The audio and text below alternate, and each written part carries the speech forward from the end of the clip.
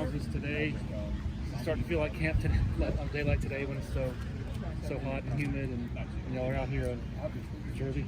Honestly, this camp has probably been my best camp, most exciting and most fun camp. Of course, my first camp, not knowing what's really going on. I didn't even know what Jersey was my freshman year.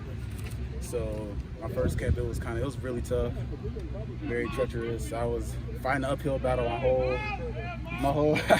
my whole freshman year and sophomore year out here in fall camp. But now this year, the D-line, we're very cohesive. We love playing together. We love just being around each other. So regardless of where we're playing, Jersey, practice fields, or Memorial Stadium, or any stadium, we love the game. We love each other. So it's really just a fun time out here.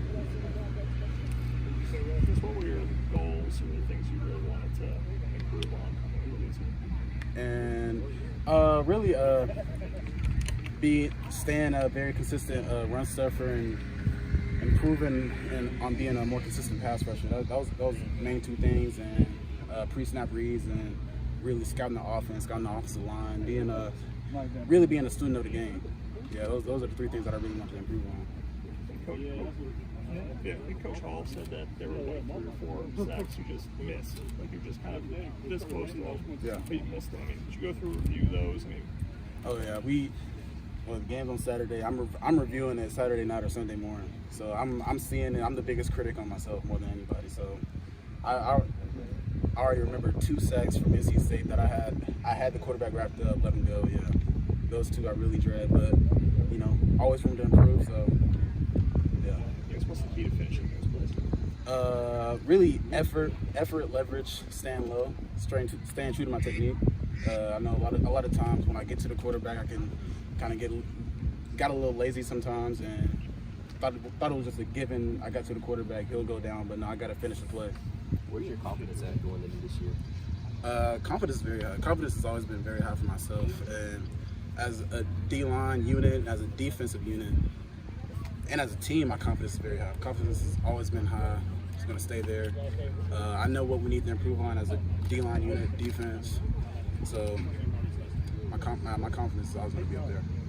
What do you think for some of the other guys on the defensive line and then defensive end, KJ Henry and Xavier in particular? What do you expect them to do? Oh man, KJ's always been consistent, like mentally and physically. Physically, really KJ and XT and Max, they've all bought into the system, nutrition-wise. They've all really paying attention to what the stuff they eat, what they do hourly, and you really see the transition on their body type and their, what they do before practice, before a game. Like they really pay attention to all that stuff, and honestly, that me watching them, learning from them, and it kind of like spread around to the entire D-line. Everyone on the D-line is buying into what the coaches are saying, what the nutritionists are saying, what Coach Sweeney is saying on play style, preparing like a pro. That's our biggest thing, and you really see the outcome on the field.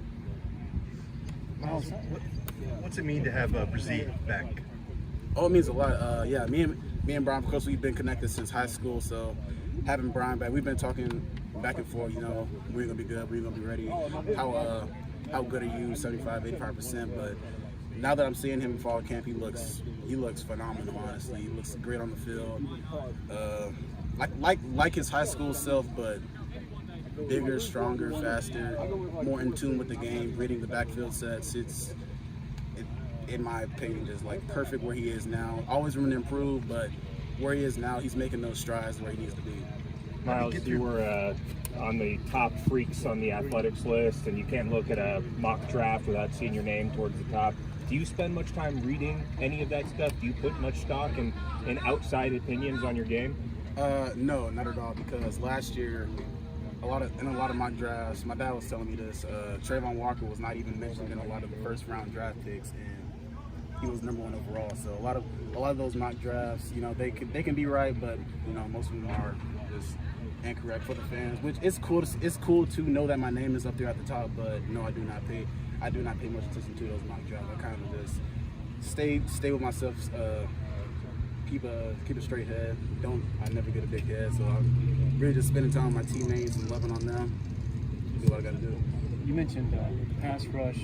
How much of a with Coach Eason, a lot of his drills he does with hand technique and things like that. How much of a presence has he been and his expertise been for the entire group at trying to improve that area in your roles? It's been a huge improvement using his NFL knowledge and his expertise coming down. He's really working on the little things, whether it be timing, hand placement, eyes, a lot of the stuff that people on the outside looking in don't see and don't really recognize that are very important, whether it's your footsteps, where my eyes are on the tackle's hands, how the tackle's set in. Like he's really teaching us the game and like making sure that we understand pass rushing and playing the run. So it's been great having him down here. What's your impressions of Wes Goodwin so far, having seen him in camp now and spring and everything? Well, I'm sure a lot of us have told you, but we've always been high on Wes. We've never questioned his knowledge. If anything, he's probably one of the smartest guys that I know. So yeah, I never really question what he says because I'm pretty sure he knows what he's talking about, knowing his experience down here in Clemson and his NFL experience with the Cardinals and whatnot.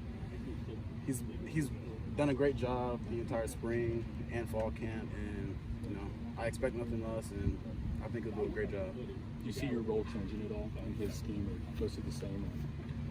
No, if anything, Wes he's a player's coach. He comes to us and asks us, what's the best way for me to call this call, or do you like this call? What are the type of calls that you like? Do you want to stay box? Do you want to go inside the tackle, stuff like that? So him asking us those questions brings us more respect for him. So no, I don't think my role necessarily will change, but let's go off of that. Myles, such a great tradition of incredible defensive line play here at Clemson. How much do you cherish the responsibility of being part of that next group? I mean, I love it. I'm talking to a lot of the older guys, Christian, AB, talking to some of them. They're really pouring into us, knowing that they're in the NFL, giving us knowledge, talking to Dex sometimes. It's really cool to have my name mentioned in that next big D-line group. I take a lot of respect to that, and I really try to place it at standard every time I hit the field. What's some of the advice those older guys have given you? Don't get the big head. Don't let those outside distractions, get too big, because if you let those outside distractions, especially with NIL, if you let those outside distractions get too big, you can easily go down on the playing field. You go down in playing time and whatnot. So, stay where you are, stay in the now, win today. That's pretty much the biggest advice they give us. Myles, what have you just seen out of a guy like Jaheim Lawson so far? Very, very explosive. Working on his technique. Like coming from his high school to here, it's a big change. He'll probably say the same, technician-wise. He's a very athletic kid, but when it comes down to playing the run, it's really just small stuff. Really just small stuff, and that's a lot of us when we come straight from high school that we all need to work on. So yeah. Are there any young guys on either side of the ball that caught your eye, either defensive line or offensive line? Oh man, if I had to go on the O-line, Blake Miller, Colin Sadler, both huge guys. No, they're very aggressive. They know how to block on the run. Very good on the run block. Still learning the pass block, but although they're still learning on the pass block, they're very good where they are now, and they're both making those huge strides to become that offensive lineman that they need to be. And D-line, Caden Story during the W drill yesterday, he I didn't know what to expect, but he surprised me. Did a very good job going against O-line yesterday. And Blake in particular, what's it like going up against him? I mean, he's a guy that's potentially can be a starting right tackle. Yeah. It sounds like as a freshman. What have you seen out of him? He's a player that can easily be coached. He loves to listen. He's not a big talker. He barely says anything on the field, but I'm the same way. I don't really say much on the field. He just does what he's supposed to do, does what he knows to do. And if you call him over, try to talk to him and coach him, he will come, he will listen, and he will take what you said and put it onto the field, put it on film. So he is a coach's player. He's a really good kid. So yeah, I expect a lot out of him. You talked about NIL. How did you handle that during the season? Do you just shut that down and not really take any deals, or do you let an agent handle that? How do you figure that out? I guess in my position, I'm very blessed to have parents that are right over my shoulder. So a lot of that stuff I pass it on to them, and they handle it. So because of course I'm doing football, and then I'm in construction science. So with football in school, that's already a lot of my hands. So with that NIL coming in, like the outside distractions that I talked about, I try not to let that get too big and like pass that weight on to my parents and let them handle that during the season. Is it meaningful money, I guess? Like, obviously not going to tell us how much it's meaningful, but I guess is it a meaningful amount, or kind of how would you describe what you actually get? I guess a moderate amount, enough to get by, but yeah, it's that much. You're talking about the freaks list. I think Bruce Feldman said you run 4.5, 40 or high 4.5s. Like, when's the last time you've been actually timed? Is it still around there? Oh, for sure. Might even be faster, honestly. In high school, I was clocked at a 4. I was clocked at a 4.53, 4.51, something like that. But haven't run a 40 since then. So we'll see. We'll see during the combine, whatever. Yeah. Well, again, you said like not really looking at the mock drafts and stuff like that. But I mean, is there a sense that this is an important season, knowing that people are looking at you and that could be around the corner?